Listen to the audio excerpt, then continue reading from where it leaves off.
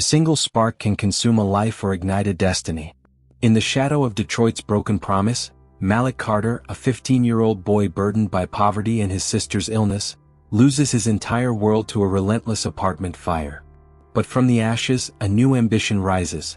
Inspired by the firefighter who saved him, Malik steps onto the razor's edge between trauma and purpose, determined to conquer the one thing that still haunts him, the fear of the flame itself. This is the 8-chapter journey of a survivor who fights his way from a scrapyard to the rank of captain, proving that sometimes, you must be born from the ashes to find your light. If you liked the video and have subscribed to my channel, let's move on to our story. Enjoy watching. The air in Detroit's west side was a perpetual gritty cocktail of exhaust fumes, stale sweat, and the faint metallic tang of the nearby scrapyard where 15-year-old Malik Carter spent his evenings. By day, he was a silent presence in the crowded hallways of Southwestern High, his worn textbooks a lighter burden than the weight of his family's existence. By night, he was a ghost, dragging oxidized steel and brass through the junkyard, the roar of the compression machine a constant soundtrack to his quiet desperation.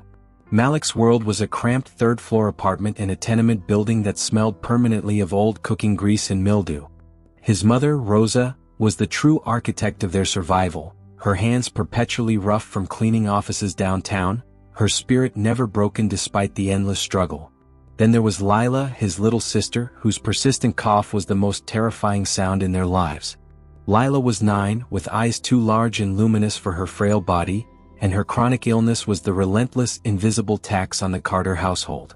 Every fever spike, every rushed trip to the emergency room, chipped away at Rosa's meager savings, keeping them in a constant state of financial peril. This particular Tuesday had been a grueling echo of every other day. School had blurred into hours of back-breaking work at Sal's salvage, and Malik's muscles screamed for rest. He had dragged himself home around 9, eaten a silent, reheated dinner of rice and beans, and was hunched over his geometry homework, the fluorescent bulb above his head casting a sickly yellow glow on the equations he couldn't focus on. Lila was already asleep, tucked into the narrow bed they shared in the small room. Rosa was still up, patching a tear in one of Malik's jeans, the rhythmic pull of the needle the only sound besides the distant rumble of the city. A strange, acrid scent began to creep under the door. It wasn't the usual scent of the building, not old grease, not mildew. This was a sharper, more chemical smell, something burning and aggressive. Malik lifted his head, sniffing the air. "Mom," he said, his voice low. "Do you smell that?" Rosa paused, holding the needle mid-air. She took a deep breath. "Smells like someone's forgotten something on the stove, Mijo. Happens all the time." But Malik was already moving. A nervous energy, cold and sharp, had seized him. He opened the apartment door just a crack. The hallway, usually dark and still, was now swirling with a thin, oily haze. The smell was intense, a harsh mixture of burnt plastic and wood. And then the smoke alarm on the first floor shrieked. It was a raw, terrified sound that cut through the deceptive quiet. "It's not the stove," Malik whispered. He looked at his mother, his face drained of color. "It's downstairs." Rosa rushed to the phone, her hands shaking as she dialed 911. Malik didn't wait. He grabbed the emergency flashlight they kept near the door and sprinted into the hallway. The smoke was thicker now, a gray-black curtain boiling up the stairwell. Malik shielded his mouth with his t-shirt and stumbled toward the stairs, his 15 years of life in this crumbling building having taught him where the fire escapes were, where the weak spots lay, and where fear lived. He reached the second-floor landing. The smoke was blinding and the heat was a tangible, oppressive weight. He could hear it now, not just the alarm but the frantic sounds of human panic. A baby crying, a man shouting, the splintering crack of burning wood. "Get out! Get out now, Malik!" A voice screamed in his head, the primal instinct of self-preservation. But the noise, the sheer terror was too much. He knew the families in this building. The old woman, Mrs. Chen, on the second floor, who barely spoke English and had trouble walking. The young couple with the 2 kids on the first floor. He started pounding on the nearest door, his fist blurring against the wood. "Fire! Fire! Everybody wake up! Get out!" He repeated the cry, kicking at doors, his lungs searing with every desperate breath. He heard doors open, startled cries, and the sound of rushed footsteps. He was pushing people, urging them toward the back fire escape, ignoring the heat blistering the skin on his exposed arms. He was a skinny kid, but the urgency in his voice was undeniable. He only stopped when he realized he was coughing uncontrollably, his vision swimming. The smoke was a living thing, heavy and suffocating. He had to go back. Lila. Malik spun around and scrambled back up the stairs, ignoring the searing pain in his throat. He burst through his own apartment door. The smoke hadn't fully infiltrated yet, but the air inside was thick and rapidly deteriorating. Rosa was already by Lila's bed, gently waking her up. "Malik, we have to go. Now." Lila, still groggy, began to cough, the deep, rattling cough that always signaled trouble. Malik knew the main stairwell was already an inferno. The only option was the rusty, rickety fire escape outside their window. "The window, Mom. Go." Rosa grabbed a small duffel bag she always kept packed. The emergency papers, some cash, Lila's medication. Malik swept Lila into his arms. She was light, too light, and her small frame shook with fear and the effort of breathing. Rosa wrestled with the old sash window, finally forcing it open with a desperate grunt. The rush of air from outside was a momentary relief, but the roaring sound of the fire was deafening now, a hungry beast devouring the structure beneath them. Malik stepped onto the narrow metal platform of the escape ladder, clutching Lila tight. Rosa followed, her eyes fixed on her children, her face streaked with soot and tears. They made it down the first flight of stairs, then the second. Below them, the street was chaos, the flashing blue and red of emergency lights, the growing scream of a siren approaching fast, a crowd of neighbors huddled together, watching the destruction. As they reached the final platform, Malik looked up. His eyes were drawn back to the third floor, to the place where their life had been. The flames had finally breached their apartment window. The curtains were gone in a flash, and the glass shattered with a loud pop. A surge of heat washed over them even from this distance. He saw his mother push Lila toward the ground. "Run, Lila. Go to Mr. Harris." Then Rosa turned and grabbed Malik's arm. "We made it, Mijo. We're safe." Malik shook his head, looking past her, back toward the burning building. In the brief, terrified rush, he'd forgotten the one thing he always kept hidden under a loose floorboard in his room. A small wooden box containing the only picture of his father and the $20 he had saved for Lila's medicine. It was illogical, reckless, and deeply selfish in the context of the disaster, but the thought of losing that last connection, that last symbol of his fragile hope, was too much. I forgot something," he choked out, already pulling away from his mother's grip. "Malik, don't you dare." Rosa's voice was a desperate, horrified plea, but it was too late. He was already halfway up the metal stairs, his feet flying over the rungs, driven by an insane, singular purpose. The structure groaned around him. The air was pure poison now, thick with black, suffocating smoke. He knew he had minutes, maybe seconds. He reached the third-floor landing and burst back into the hallway. It was an inferno. Flames licked the ceiling, and the heat was so intense it felt like his skin was instantly being roasted. He dropped to his hands and knees, crawling through the blinding smoke, following the ghostly outline of the wall towards their apartment door. He kicked the door open. The fire had taken hold. The small room was a roaring furnace. His bed, the geometry book, the chair, all gone, consumed by orange and yellow fury. He crawled toward the spot where his floorboard had been. The heat was unbearable. He could hear the low, dangerous collapse of something structural nearby. He reached the spot, fumbled desperately, and his fingers brushed against the smooth wood of the box. He grabbed it, tucking it inside his shirt. But getting out was different. The flames had multiplied. The path he had taken was now fully blocked by a sheet of fire that dropped down from the ceiling like a burning curtain. He was trapped. He backed into a corner, coughing until his chest spasmed, the small wooden box pressed against his heart. The smoke was a heavy, physical force pushing him down. He closed his eyes, his last coherent thought a silent apology to his mother and Lila. The world was shrinking, fading into a silent, white-hot darkness. He was falling into the black, suffocating abyss when, through the roaring sound of the fire and the white noise in his ears, he heard a sound that was neither fire nor panic. A voice, deep and commanding, filtered through the smoke. "Firefighter on the third floor. We got a victim. Get a line in here now." Then a sudden, powerful blast of cold air hit him, followed by the blinding beam of a light cutting through the smoke. Strong hands, huge, gloved hands, clamped around his arm and pulled. Malik felt himself being dragged, not gently but with a fierce, professional efficiency. He was hauled over debris, through the thickest part of the smoke, out of the consuming heat, until he felt the blessed, if still smoky air of the fire escape on his face again.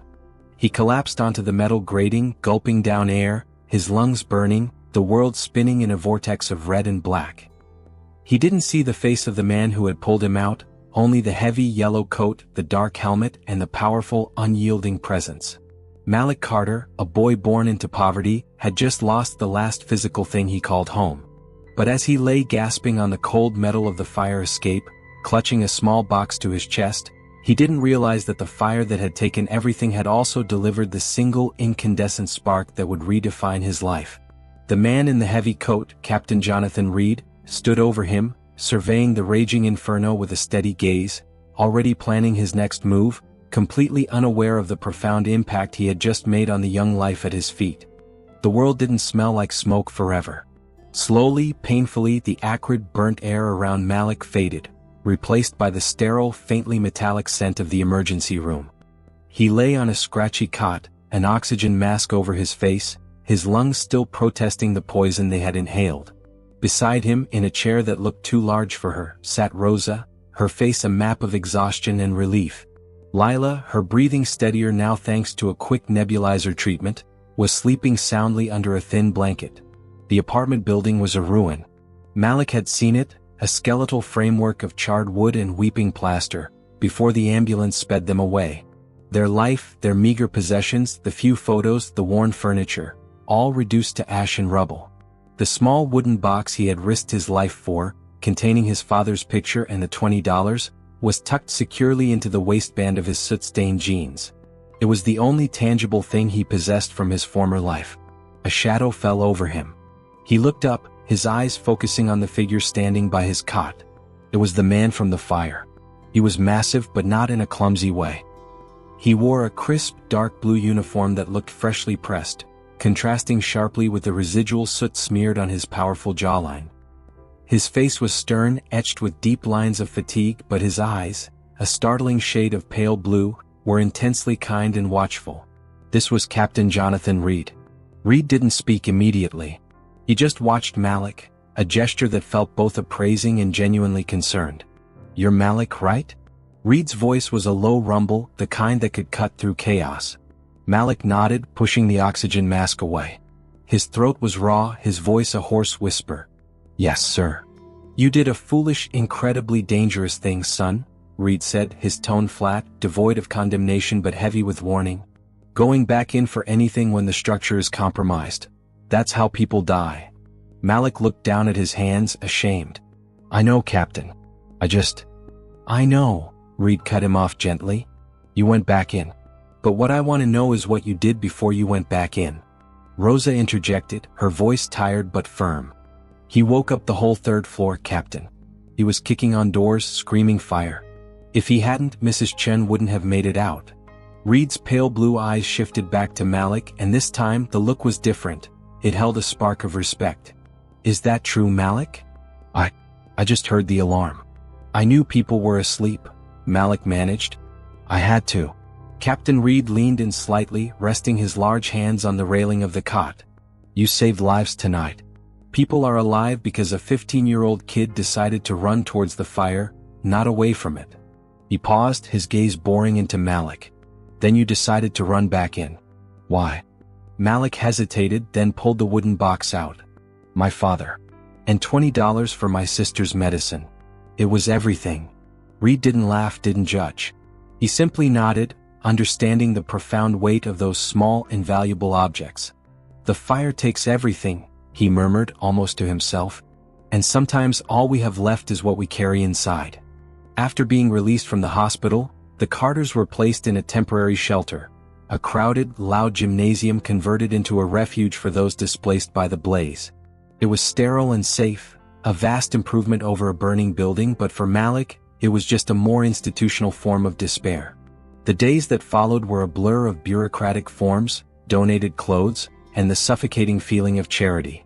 Rosa started working double shifts, driven by the desperate need to find a new, permanent apartment and manage Lila's mounting medical bills. Malik tried to keep up with school, but the trauma of the fire, combined with the shame of their predicament, made focus impossible. He walked through the neighborhood, now a refugee in his own city. The air in the streets felt thick with poverty, crime, and crushing hopelessness. He saw the hustlers on the corners, the empty eyes of the young men who had already surrendered their futures, and the magnetic pull of easy, dangerous money. The old, familiar desperation started to close in on him, tighter than the smoke ever had. He remembered the fear, the intense, paralyzing heat, and the moment he thought he would die. But what stayed with him, what truly burned into his memory, was the image of Captain Reed, unflinching, powerful, and utterly in control amidst the chaos. The captain's courage wasn't just physical strength, it was a kind of moral authority, a certainty that there was good to be done, even when the world was falling apart. One afternoon, instead of walking to the scrapyard, a job he now realized offered no future, only exhaustion, Malik found himself walking east, following a deep, internal compass. He walked until he saw the towering red brick facade of Engine 59 Fire Station, the headquarters of the company that had fought the fire. He stood across the street, watching the massive bay doors, the polished red engines gleaming under the fluorescent lights, the firefighters moving with a practiced, focused energy. They were different from the people he knew, disciplined, purposeful. They were heroes not by choice or ambition, but by the daily, grinding act of running into danger. Malik took a deep breath, clutching the $20 in his pocket, money he had decided would be the seed of a new beginning, not a temporary fix. He crossed the street, his worn sneakers squeaking on the clean concrete floor of the firehouse bay. A grizzled firefighter named Sal, wiping oil from a massive ladder truck, looked up, unimpressed. "What do you want, kid? We ain't giving tours." Malik swallowed hard, pushing past his fear and the reflexive shame. He took the $20 out of his pocket and held it out, a slightly crumpled symbol of his past life and his future hope. "I need a job," Malik said, his voice stronger now, driven by a new, fierce resolve. "I want to work here. I'll do anything. Clean the trucks, scrub the floors, answer the phones. I can volunteer. But I want to be near this. I need to be." Sal stared at the $20 bill, then at the earnest, soot-stained kid standing before him. He was about to laugh him out of the station when Captain Reed, stepping out of his office, stopped dead in his tracks. He recognized the eyes, the tense set of the shoulders, the stubborn resolve. Reed walked over, his massive boots echoing on the concrete. "He didn't take the money. You want to volunteer, Malik?" Reed asked, his expression unreadable. "Yes, sir. I saw what you did. I want to learn how to do that." Malik's eyes dropped to the captain's heavy, scuffed boots. "The fire took my home. But you showed me there's a way to fight back. Not with fists but with a hose." A faint, almost imperceptible smile touched the corner of Reed's mouth. He looked at the determination in the boy's eyes, seeing not the victim from the hospital, but the kid who had saved his neighbors. "You're 15. Too young to be on a rig, too young to even be inside the gates of an active fire scene," Reed stated, but the finality was missing from his voice. He glanced at Sal. "But the station always needs cleaning. The hydrants always need checking. And the captain always needs someone to get him coffee." He extended his hand, large and calloused, to Malik. "Keep your money, son. You're going to need it. Welcome to Engine 59. Don't waste my time. Don't ever run back into a fire for a memory. You're here to save people, including yourself." Malik shook the captain's hand. It was a firm, life-changing grip. As he walked out, the $20 back in his pocket, he glanced back at the massive red engine. He was still broke, still homeless, and still carrying the weight of his sister's illness, but for the first time since the fire, Malik Carter felt a tangible, electric surge of purpose. The overwhelming feeling of despair had cracked, and through the fissure, he saw a single guiding light, the promise of a uniform. Engine 59 was a fortress of order in a city of chaos, but for Malik Carter, it quickly became a relentless proving ground. He showed up the next day wearing the cleanest clothes he owned, a slightly faded t-shirt and his only pair of non-soot-stained jeans, ready to work. No one, save Captain Reed, greeted him with anything warmer than mild suspicion.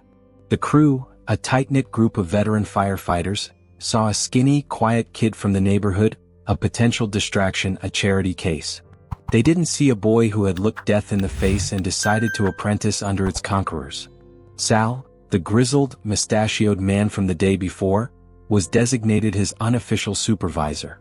Sal's initiation ritual was brutal in its simplicity, back-breaking, repetitive, and deeply unglamorous labor. "We got a new mascot, boys," Sal announced loudly on Malik's first morning, giving him a wry, humorless grin. "The yard runner is here to make sure our palace shines." Malik spent the first week doing the jobs no one else wanted. He carried rusty, stiff fire hoses out to the training yard, dragging their waterlogged weight until his shoulders screamed and his hands were permanently etched with lines of grime. He scrubbed the grime-caked wheels of the massive ladder truck, reaching into crevices that hadn't seen a sponge in years. He swept, mopped, and waxed the bay floor until the red concrete gleamed like polished obsidian. The toughest job, however, was trash duty. Every day he hauled out bags filled with station refuse, including the discarded remnants of the firefighters' high-calorie, well-cooked meals. It was a visceral reminder of the gap between their world of plenty and his family's continued existence on food bank vouchers and instant noodles in the crowded shelter. He heard the whispers. "Captain's pet project. Doesn't belong here. Gonna quit in a week when his hands start to hurt." Malik didn't respond. He simply worked harder. He carried one more hose, scrubbed one more tire, and polished one more inch of chrome. He needed this. Not just the physical escape from the shelter, but the mental discipline, the structure that kept the despair at bay. Captain Reed remained a silent, looming presence. He never praised Malik publicly, never gave him an easy out. He would simply walk past, his expression neutral, occasionally barking an order for him to clean the rust off that coupling. Boy, the life of a citizen might depend on it. But Reed was watching. He saw the way Malik would sneak glances at the equipment manuals stacked in the common room, devouring diagrams of pumps and ventilation techniques during his 10-minute breaks. He noticed how, instead of resting, Malik would watch the other firefighters drill, mimicking their stances and knot-tying techniques when he thought no one was looking. Malik's desperation was being slowly refined into determination. The real world, however, didn't let him forget his place. At Southwestern High, the word spread quickly. The Carters were the family that lost everything, the ones living in the shelter. His former friends, kids who had only known the casual hardship of the neighborhood, found a new target for their own insecurities. "Look, it's the garbage fireman," sneered Tyrone, a former acquaintance who ran with a small, shiftless group on the edge of the local gang scene. "You gonna put out our house fires with your dirty bucket, Malik? He's wearing work boots to school now, must be doing better than us, huh?" Another boy mocked, shoving him lightly. The insults stung, cutting deeper than the smoke ever had. They implied that his effort, his attempt to rise above their shared poverty, made him a traitor, a fool. Malik's fists clenched. He wanted to fight, to scream, but the silent, disciplined face of Captain Reed flashed in his mind. "Don't waste my time." He walked past them, ignoring the taunts. He had work to do that mattered more than petty street fights. One Friday evening, a call came in just as Malik was finishing up for the night. It was a minor incident, a dumpster fire that had spread to the back fence of a small bakery a few blocks away. It was a routine call, but it was an emergency nonetheless. The engines roared to life, the crew scrambling into their gear. Malik stood near the bay door, adrenaline spiking, his heart pounding in time with the siren. "Grab the tools, kid," Sal barked, gesturing toward a set of shovels and a pressurized water extinguisher. "And stay outside the perimeter. Don't breathe the smoke." Malik scrambled into the back of the second rig. As they sped through the Detroit streets, the speed and urgency of the crew, the blinding flash of the lights, created a powerful, almost religious feeling of purpose. When they arrived, the fence was engulfed, the flames reaching the back corner of the small residential building next door. The heat was surprising, aggressive. The crew moved with the efficiency Malik had watched them practice 100 times.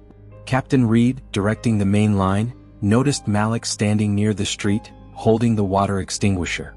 "Malik, the south fence post is still burning hot. Get that extinguisher on the base and keep it off that gas line." Reed's voice was strained, but his order was clear. This was it. His first real task. Malik didn't hesitate. He hefted the heavy canister and ran toward the smoke, his small figure swallowed by the shadows and the flickering light of the flames. The heat hit him, It wasn't the suffocating, paralyzing heat of his apartment fire, but a sharp, localized intensity. He felt a moment of panic, a flashback to the corner where he'd collapsed. Get it off the gas line. He forced the memory down, focused on the task. He aimed the nozzle low at the base of the flaming post and squeezed the handle. The white foam hissed out, assaulting the fire, knocking it down. He moved quickly, methodically, following the instructions he'd only read in the manuals. He used the shovel to pull the remaining embers away from the building's foundation. Within minutes, the main crew had quenched the bulk of the fire, the air filling with the sizzling sound of cooling water and steam. Malik stood panting, his face streaked with sweat and soot, the empty extinguisher heavy in his hands. The fire was out. The little bakery and the house next to it were safe. As the crew started packing up, Sal clapped Malik on the shoulder, a rare, rough sign of approval. Not bad, yard runner. You kept that little spot from blowing up. Good call. But it was Captain Reed's acknowledgement that mattered. Reed walked over, his helmet off, his face glistening. He looked down at the extinguished, steaming remains, then at Malik. You followed orders. You moved fast. And you saved that corner of the building, Reed stated, his voice flat but carrying a weight of finality. He paused, looking the young man directly in the eye. That's what we do here, Carter. We save things.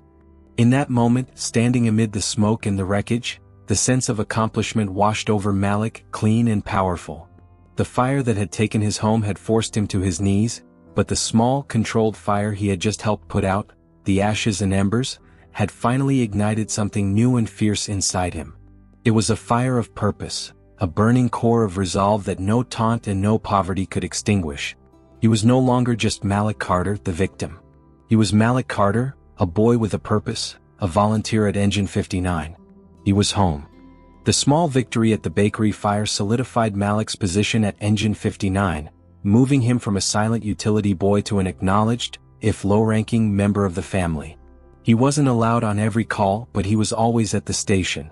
He absorbed everything: the specialized jargon, the smell of diesel and sweat, the intricate system of checks and maintenance that kept the giants of red metal ready to roar. He was 18 months older now, 17 years old, and stronger. The endless manual labor had carved muscle onto his lean frame, and his eyes, though still carrying the shadow of the past, now held a focused intensity. He continued to navigate the impossible balance: school during the day, the fire station immediately afterward, and still finding time for Rosa and Lila, who were now living in a small, federally subsidized apartment a few miles from the shelter. They were safe, but perpetually teetering on the edge. Malik was learning to fight fire, but he hadn't yet learned how to fight fear. The old trauma of the apartment fire was an unseen scar, a nerve that twitched whenever he got too close to uncontrolled heat. He was efficient with water hoses during drills, meticulous with equipment, but the moment the actual alarm blared, a cold dread would settle deep in his gut. One overcast afternoon, a call came in, a reported chimney fire at an old, 3-story brownstone downtown. It was another routine call, easily contained, but the fire had crept into the walls, requiring precise work. Captain Reed, utilizing Malik's small size and growing familiarity with the equipment, had him on the roof. Malik was tasked with feeding the roof line and coordinating the ventilation cuts with Sal. It was the most responsibility he had been given. He was perched high up, the wind whipping past, the chimney flue venting a plume of thick, oily smoke. He was focused on securing the line when Sal, on his knees with the rotary saw, shouted a warning. Carter, watch the angle. The main flue's about to vent harder. Malik heard the command, but the swirling black smoke, the aggressive roar of the fire inside the brick, and the feeling of being high up and exposed triggered something deep inside him. The memory of the black smoke boiling up his stairwell, of the ceiling cracking above him, flashed across his mind with blinding clarity. He froze. It was only a fraction of a second, but it was long enough. He stumbled backward, his grip slipping on the heavy hose line. The sudden weight shift caused the hose to whip violently, the brass coupling narrowly missing Sal's head. Sal dropped the saw, his face contorted with shock and fury. What the hell, kid? The rotary saw, heavy and still spinning, clattered dangerously close to the edge of the roof. Malik gasped, snapping out of his terror, scrambling to grab the saw before it tumbled 3 stories down. I'm sorry, Sal. Sorry doesn't cut it, Carter. That was my head. That was my life. Sal's voice was low and shaking, filled with the dangerous calm of a man who had just faced a near-fatal mistake. You got no room for doubt up here. If you're going to hesitate, you can't be here. They secured the scene, but the rest of the operation was carried out in a thick, punishing silence. Malik felt the weight of every eye on him. He had broken the unspoken rule: do not endanger the crew. Back at the station, the atmosphere was frigid. Malik didn't wait for the inevitable lecture. He went straight to the captain's office, the shame a bitter bile in his throat. He knocked softly and entered. Reed was filling out the incident report, his back to the door. He didn't look up, but his posture was rigid. "Sit down, Malik." Malik sat, his eyes fixed on the scuffed toes of his work boots. "Captain, I almost hurt Sal. I froze. I don't know why, the smoke, Reed finally turned, his pale eyes piercing. "The smoke from your apartment fire. The heat that almost killed you. The fear that you carried out of that building 18 months ago." He finished for him, his voice flat. "You think I didn't see it? We all saw it. Sal almost paid the price for it." The silence stretched, suffocating. "I should go, sir," Malik whispered, the words tearing at his throat. "I can't be up there if I can't trust myself. I'm a liability. I should stick to the scrapyard." He stood up, ready to walk away from the only place that had ever given him a sense of belonging and purpose. This was the crushing turning point, the moment the fear had finally defeated the resolve. Reed stood up too, placing his hands flat on his desk. "Sit back down, Carter. You're not going anywhere." Malik sank back into the chair, bewildered. "But, Captain, I endangered the mission. I failed the trial." "You failed that moment, yes," Reed agreed, his voice softening slightly, becoming less captain and more mentor. "And you will carry that failure. That guilt is a good teacher. But you did not fail the trial of the fire." Reed leaned forward, his massive frame dominating the small office. "Heroes aren't born fearless, Malik. They're made in fire." Malik looked up, meeting the captain's gaze. "You think Sal or I or anyone else on this crew has never been scared?" Reed continued. "Every time that alarm sounds, there's a voice inside that tells you to turn and run. That's not weakness, Carter. That's being human. The difference between you and the guy standing on the sidewalk watching us work is that you listen to the second voice, the one that tells you to move anyway." He picked up a small, charred piece of wood from his desk, a souvenir from the apartment fire. "You saw the worst of it. It nearly took you. Of course you're scared. But you came back here. You put on the uniform. You climbed the ladder. You forced yourself to confront the thing that broke you. The moment you froze, you became human.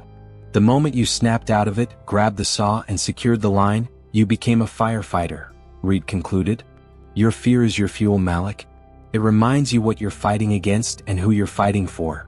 Reed slid the incident report across the desk. "You're off the rigs for a week. You're back on hose maintenance. You will run every line in the station, you will check every coupling, and you will think about what could have happened today. Then you will come back. Your turn, your life, it's not decided by one mistake. It's decided by what you do after the mistake." Malik left the office that night, his body physically exhausted from the work, but his spirit dramatically altered.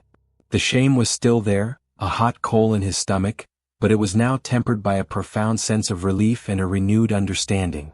Captain Reed hadn't judged his fear. He had acknowledged its power and shown Malik how to harness it. He realized that the trauma he thought was his weakness was, in fact, the raw material for his strength. Malik Carter, the boy who once ran back into the flames for a memory, now understood that the true test wasn't the absence of fear, but the courage to act in its presence. He would turn his fear into focus, his trauma into training. This was his true turning point. The failure on the rooftop and Captain Reed's subsequent speech had burned away Malik's remaining self-pity, replacing it with a crystalline focus. He didn't just maintain the fire hoses anymore. He studied them, learning the friction loss calculations, the optimal pressure points, and the subtle wear patterns that indicated a weak spot. He spent his downtime analyzing the physics of fire, understanding heat transfer and flow paths, using his school library card to check out books far beyond his high school curriculum. He was obsessed, determined to earn back the crew's respect and, more importantly, his own. Malik was now a high school senior, the constant balancing act an acrobatic feat of endurance. His schedule was an aggressive, tripartite monster. 7 a.m. to 3 p.m. high school, 3:30 p.m. to 7 p.m. engine 59, 7:30 p.m. to midnight, homework and dinner with his mother and Lila. Sleep was a luxury he couldn't afford, a constant low-grade fatigue his permanent companion. His family situation, though stable, remained the central aching pressure point. They had the small apartment, but it was just a staging area for a life perpetually in arrears. Rosa was still working cleaning jobs, her body aching, her savings non-existent. And then the stability cracked. One rainy November afternoon, Malik rushed home to find Rosa sitting at the kitchen table, head in her hands. Lila was with her, her face pale, a terrible, familiar rasp in her breathing. "What is it, Mom? What happened?" Malik asked, dropping his heavy backpack. Rosa looked up, her eyes red. "Lila needs to go back to the hospital, Mijo. The clinic sent her away. They said her insurance is disputing the last batch of treatments. We need to go to the emergency room and we need cash for the immediate deposit. I tried to cover it, Malik, I did, but..." She trailed off, gesturing helplessly at the stack of bills. The cold certainty hit Malik. The medical costs, the unseen relentless drain of chronic illness, were heavier than the weight of any hose he could drag. The modest income Rosa generated was entirely insufficient to fight the twin demons of disease and American healthcare bureaucracy. Lila was admitted to the hospital that night, placed on 4 antibiotics and a high-flow oxygen mask. Watching his little sister, frail and connected to the machines, was a rewind to the night of the fire, the same helplessness, the same crushing fear. He was 17, and the full weight of his family's survival was now resting on his shoulders. He needed money and he needed it now. The fire station, for all its structure and purpose, offered no salary. It was purely volunteer. The $20 he had saved from the first fire was long gone, spent on necessities. Malik made a decision rooted in desperation. He went back to the scrapyard. He walked over to Sal's salvage on a Saturday morning, the metallic smell of rust and oil greeting him like an old, unwelcome friend. Sal, the owner, a man whose morality bent with the price of scrap metal, hired him back on the spot. Malik didn't argue the pay, he just started hauling. He began working the yard on Saturdays, then added Sunday shifts, then started cutting an hour off his time at the fire station to squeeze in an extra, quick 2 hours at the yard on weekdays.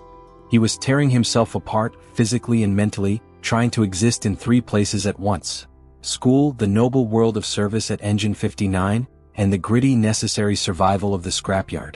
The exhaustion was a fog he couldn't shake. He started snapping at Rosa, arguing with Lila. His grades, which he had fought so hard to maintain, slipped dangerously. The inevitable consequence came 2 weeks later. The call was a mundane one, a minor traffic accident involving a trapped passenger near the river docks. It required speed and precision. Malik had worked a 12-hour shift between the yard and school that day.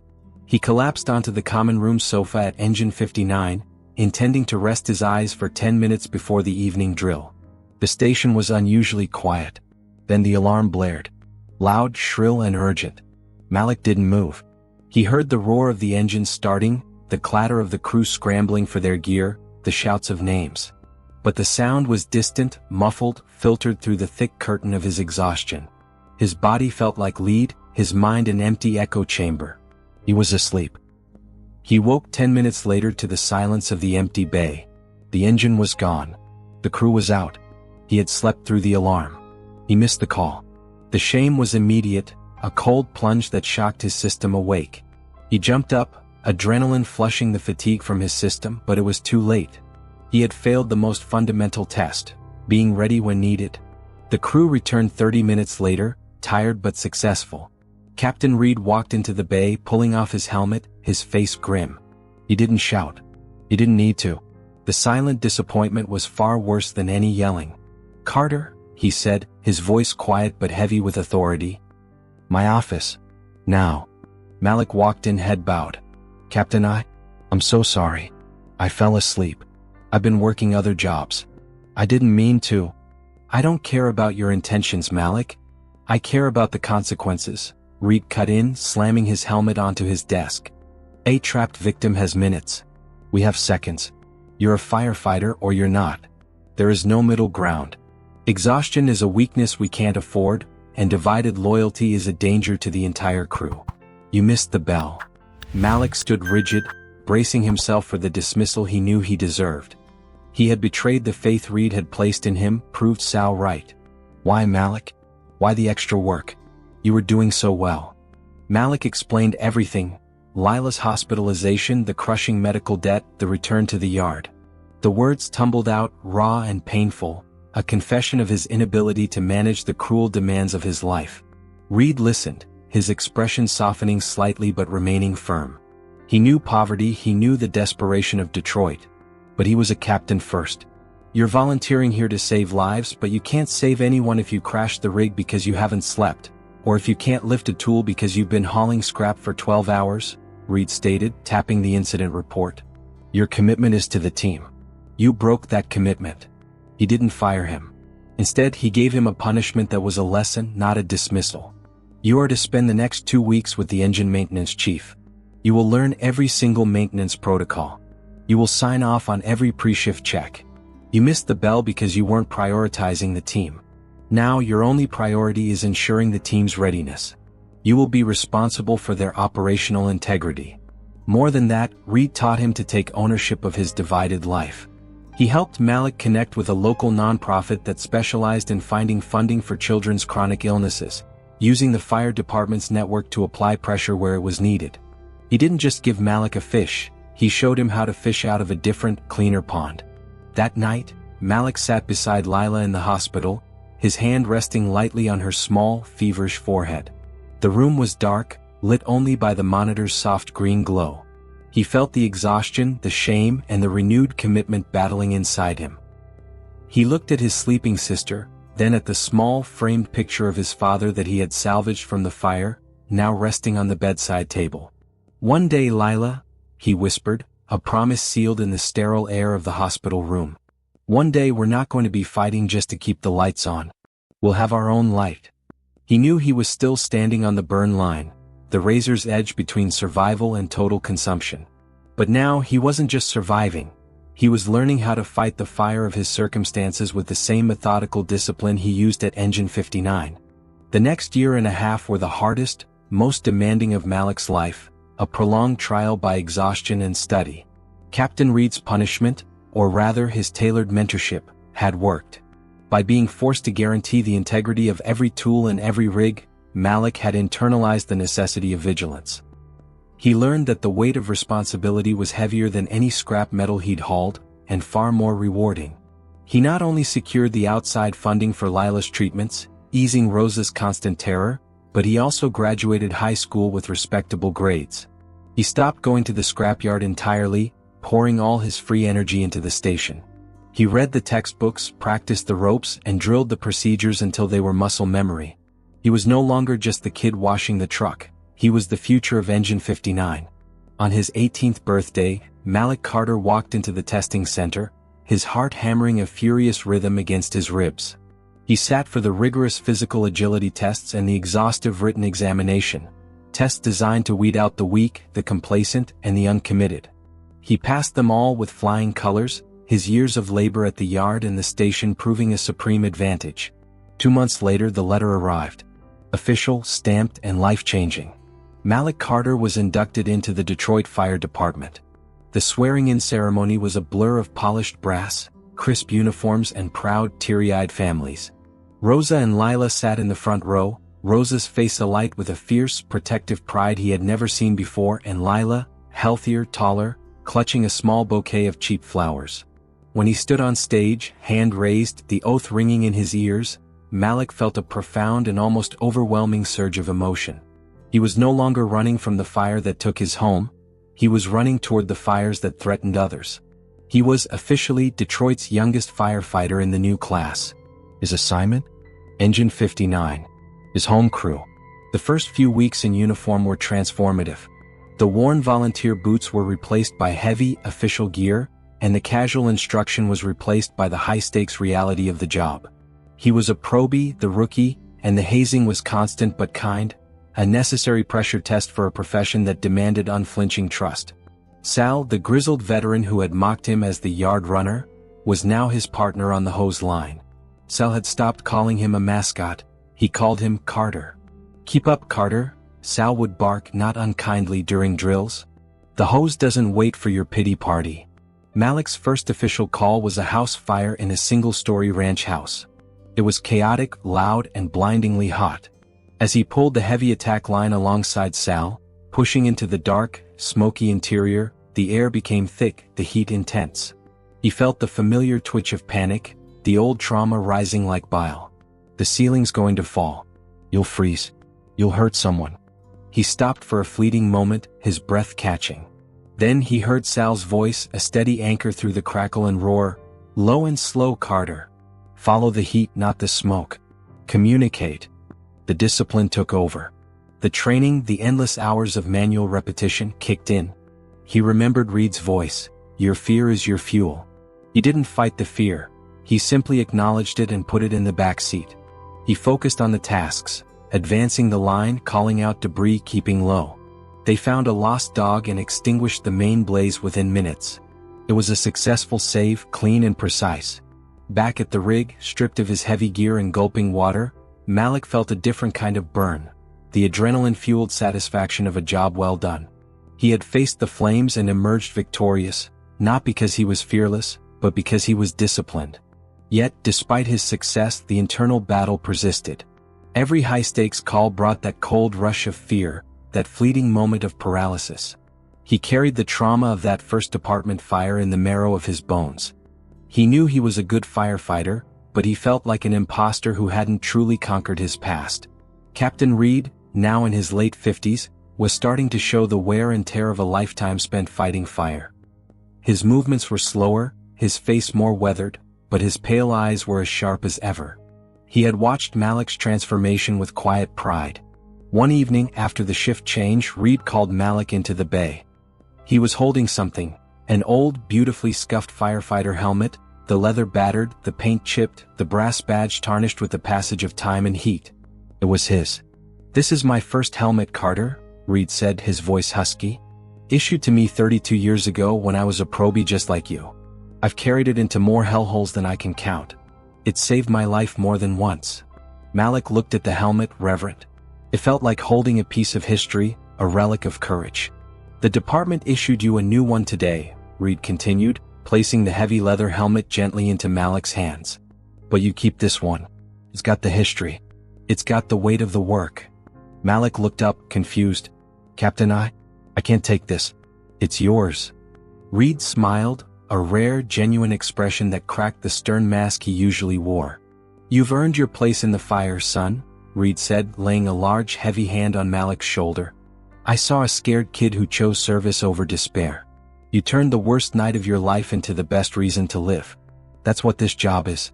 You're not just a firefighter, Malik. You're a role model now.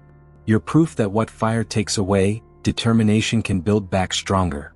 He leaned in, his voice dropping. When you get scared, when that smoke whispers doubt in your ear, you look at this helmet. You remember every hose you dragged, every floor you scrubbed, and every time you chose to move forward instead of freezing. This helmet doesn't make you brave. It reminds you that you already are. Malik clutched the heavy, scuffed helmet, his throat tightening with emotion. He felt the gravity of the captain's words, the immense respect in the passing of a torch. He looked at the helmet and then back at the Engine 59 bay, the place that had saved him. He was no longer the frightened boy from the apartment fire. He was firefighter Malik Carter. He was a protector, a saver, an example of rebirth. He had traded the ashes of his past for the bright, powerful light of his future. The trauma remained, but it was now a powerful, contained fire, a deep reserve of focus and empathy that made him better, not weaker. He was ready for whatever came next. Years passed in the grueling, rewarding rhythm of the firehouse. Malik Carter, now in his mid-20s, was no longer the probie.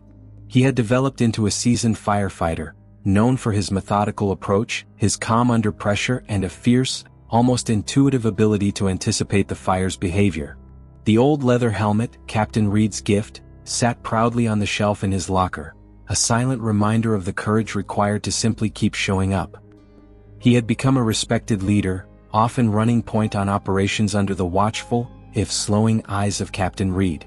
Reed himself was approaching retirement. His movements were stiffer, his hair grayer, but he still commanded the respect of every soul in Engine 59. He had become the closest thing Malik had to a father, a tough, uncompromising mentor who had handed him a purpose when he had nothing else. Malik's life outside the station had stabilized too. Rosa was healthier, and Lila, now a bright high school student, no longer needed constant emergency care. They lived in a modest, secure home, a direct result of Malik's relentless work and the steady income of the Detroit Fire Department. The boy who lost his home had finally built one that could withstand the worst of the city's pressures. Then, one bitter cold evening in late February, the alarm blared, not with the usual mechanical urgency, but with a horrifying finality. The tones were complex, indicating a massive, multi-alarm structure fire, and the location flashed across the board, 3800 block of West Warren Avenue. Malik felt a sharp, cold jab in his chest, a deep, visceral shock that transcended adrenaline. He knew that block. It was his block. The heart of the district he had grown up in, a dense cluster of abandoned warehouses, old factories, and the last remaining tenement buildings, including the charred skeleton of his old apartment complex.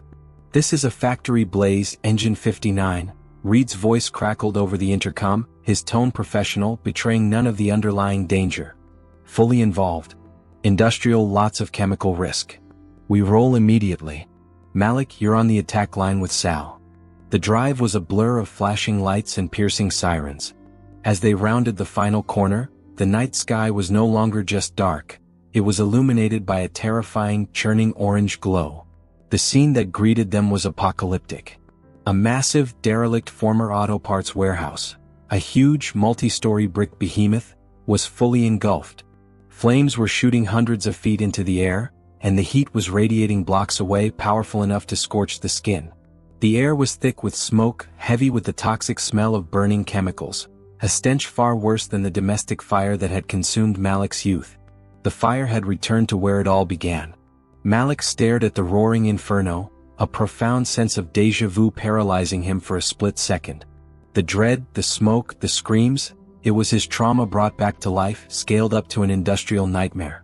He saw his childhood street, the faces of his neighbors huddled outside the perimeter, the same chaotic fear etched onto their features. "Carter. Move!" Sal shouted, jolting Malik back to the present. They scrambled into their full turnout gear, heavy coats, air packs, gloves. Malik clipped on his mask, the sound of his own heavy breathing a grounding anchor. He grabbed the thick attack hose, his grip steady despite the tremor in his hands. Captain Reed, despite his age, was leading the effort. He was barking orders, organizing the lines, his helmet's light cutting through the chaos. "Engine 59, we need a primary sweep of the lower south wing. Check for squatters. Quick in and quick out. Malik, you and Sal lead." Malik and Sal advanced, the heat intense even through their protective gear. They pushed through a collapsed entry door, stepping over debris and broken glass. The interior was a cavern of fire and shadow. The sound was deafening, the roaring fire, the rhythmic blasts of the siren, the terrifying groans of the compromised steel structure. They moved quickly, sweeping the area. No victims. They were pulling back, visibility dropping to zero, when the radio clip to Malik's shoulder crackled with a chilling, urgent message from the command post. "Engine 59, we have an unaccounted member. Captain Reed did not report out of the perimeter control zone. Repeat, we have lost visual on Captain Reed." The world seemed to stop. Malik looked at Sal, whose eyes widened in horror. The command post was right here. Sal yelled, pointing toward the main entrance they had just used. He was running the exterior check of the utilities. Malik knew. Reed was older, stubborn, and always got too close. He knew this warehouse had unstable foundations. He would have been checking the fire hydrant or the gas lines on the exterior wall. A sudden structural collapse could have trapped him. "Sal, you pull back and cover the main hose line," Malik ordered, his voice ringing with a cold, absolute authority he hadn't known he possessed. The terror was still there, but it was now weaponized, focused by a decade of discipline. "I'm going in for the captain." He didn't wait for a response. He spun and sprinted back toward the main fire front, toward the area where the wall seemed to be taking the brunt of the fire's assault. The path was nearly impossible. The air was thick with the dust of falling masonry. Malik found him near a service entrance, obscured by a shower of burning debris. A section of the outer brick wall had collapsed, pinning Captain Jonathan Reed beneath a massive, fractured timber beam. Reed was conscious, his breathing labored, his face pale with pain.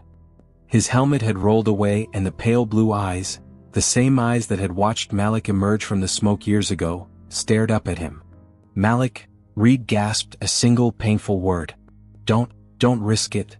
"Too late, Captain," Malik replied, kneeling instantly beside him. The heat was immense, a crushing force that felt like it was trying to bake the air out of his lungs.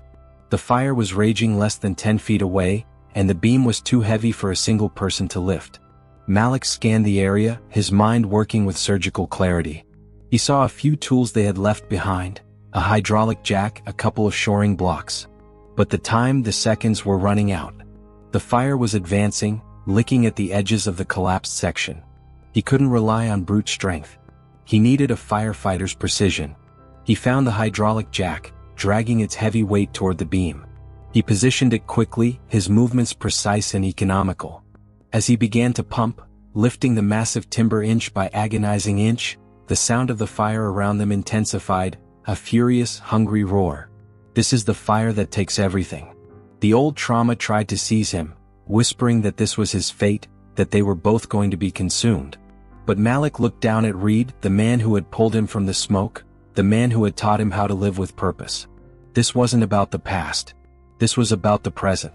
With a final, desperate heave, the beam lifted just enough. "I need you to crawl, Captain. Now," Malik urged, his voice strained. Reed, using his last reserve of strength, pulled himself out from under the weight. Malik immediately dropped the pressure, letting the beam fall back into place, sealing the space they had just occupied. He threw the heavy protective fire curtain over Reed and began dragging the captain, pulling him over the debris, retracing the path of his own rescue years ago. He was the one in the heavy coat. He was the one cutting through the chaos. He was the hero this time. They burst out of the smoke and back into the relative safety of the staging area, where the rest of Engine 59 swarmed them. Malik collapsed, his air pack empty, his body shaking not from fear, but from the massive, adrenaline-fueled effort. He looked down at Captain Reed, who was being loaded onto a stretcher. The captain's eyes met his, and he raised a gloved hand, giving Malik a faint, exhausted salute. Malik didn't just save a man that night. He saved the man who had saved him. By running back into the heart of the fire, in the very neighborhood where his life had been destroyed, he had finally conquered the flames of the past. He had not just survived his trauma. He had turned it into his most powerful weapon. The hospital room smelled of antiseptic and the lingering scent of smoke clinging to Malik's heavy coat, which was draped over the chair. The green light of the heart monitor was the only sound besides the measured, shallow breathing of the man in the bed. Captain Jonathan Reed looked frail. He had survived the collapse, but the impact had fractured several ribs and caused severe smoke inhalation. He was sedated, resting, his massive frame utterly still. Malik sat beside him, still wearing his soot-stained uniform, refusing to leave. He held Reed's hand, a hand that had once pulled a terrified boy from the flames, a hand that had guided him onto the path of purpose. It was a silent vigil, a testament to a bond forged in fire and hardened by years of shared risk. After an hour, Reed's pale blue eyes fluttered open. They focused on Malik, and a weak, tired smile touched his lips. "You're a mess, Carter," Reed rasped, his voice raw, barely a whisper. "So are you, Captain," Malik replied, a surge of overwhelming relief making his own voice thick. "But you're breathing. That's all that matters." Reed squeezed Malik's hand, his grip surprisingly firm. "You didn't hesitate. I saw you running back in. Like a goddamn fool." He paused, taking a slow, painful breath. "You could have died for me, son." "You did the same for me," Malik said simply. "That night years ago. You taught me the difference between a fool and a hero. A hero runs back in, Captain. You showed me that." Reed shook his head slightly, closing his eyes for a moment. When he opened them, they were clear, focused on the younger man. "You did what I always hoped you would, save lives even when it hurts," Reed murmured. "You are more than just a firefighter, Malik. You are the fire department's best promise. You broke the chain." 2 months later, Engine 59 gathered for a retirement ceremony that felt more like a celebration of a dynasty. Jonathan Reed stepped down, his career complete, his legacy assured. But the station didn't mourn the loss of leadership for long. 2 weeks after Reed's retirement, the official notice came through. Malik Carter was promoted to captain of Engine Company 59. He was barely 26, one of the youngest captains in the department's history, and he carried the weight of that responsibility with the same quiet gravity he had carried his geometry books. The first thing he did as captain was polish the old leather helmet Reed had given him and place it prominently in his new office, a constant, tangible link to the man who had built him. Malik's leadership style was a blend of Reed's uncompromising discipline and his own lived experience of poverty and despair. He knew that the fire was not just the flames in a building, it was the lack of opportunity, the gnawing hunger, and the sense of abandonment that consumed Detroit's youth. He approached the department with a bold, new plan. Using his new authority and the goodwill he had earned, Malik spearheaded a campaign to secure grants and departmental funding for a youth fire service initiative. He argued that the best defense against the city's blight wasn't just bigger engines, but deeper community roots. A few months later, an abandoned, crumbling depot in the very heart of the impoverished neighborhood where Malik grew up was renovated. It was bright, clean, and filled with state-of-the-art training equipment. A new station was born, a satellite campus of Engine 59, Station 17, the Carter House. It wasn't a fully operational firehouse, but a center dedicated to mentoring and training at-risk youth, providing them with vocational skills, discipline, and a path toward the Detroit Fire Department. The mission was simple: teach them that the same fire that destroys can also forge something stronger. The dedication ceremony was a vibrant affair, filled with community leaders, uniformed officers, and dozens of wide-eyed teenagers. Rosa stood proudly by Malik, and Lila, now preparing for college, laughed with Sal, who was one of the initiative's most committed volunteer mentors. Malik, wearing his captain's uniform, crisp, authoritative, and earned, stepped up to the makeshift podium. He looked out at the faces of the young men and women from the old neighborhood, kids staring at a future they could finally touch. "Every story has a beginning," he said, his voice strong, carrying the authority of his position and the humility of his past. "Mine began in smoke and ash a few blocks from here. I was lucky. I had a hero who showed me that the fire is just a test. It takes away the things you think you need, and it forces you to become the thing you were meant to be." He descended from the podium and walked over to a group of teenagers. He knelt beside a shy, skinny boy with a nervous look in his eyes, a boy who looked a lot like the 15-year-old Malik who used to haul scrap. Malik put a gentle, encouraging hand on the boy's shoulder and helped him adjust the nozzle of a heavy hose, showing him the proper stance, the way to brace his feet against the pressure. The boy was nervous, but his face was rapt, focused on the task. Malik looked up, the camera lingering on his face, a face no longer marked by the trauma of the past, but by the quiet confidence of the present. "Fire took everything from me once, but it also gave me who I am," he stated, a final, definitive truth. He stood up and surveyed the bright, hopeful scene of Station 17, the light of a new day filtering through the windows. The rebirth was complete. Malik Carter, born from the ashes, was now the fire that guided others home. Dear viewer, if you've watched up to this point, thank you for your support. I have a small request. If you enjoy my stories, you can subscribe to the channel, and don't hesitate to share your thoughts about the stories in the comments. Enjoy watching. Thank you for listening. Don't forget to subscribe to the channel and like the video.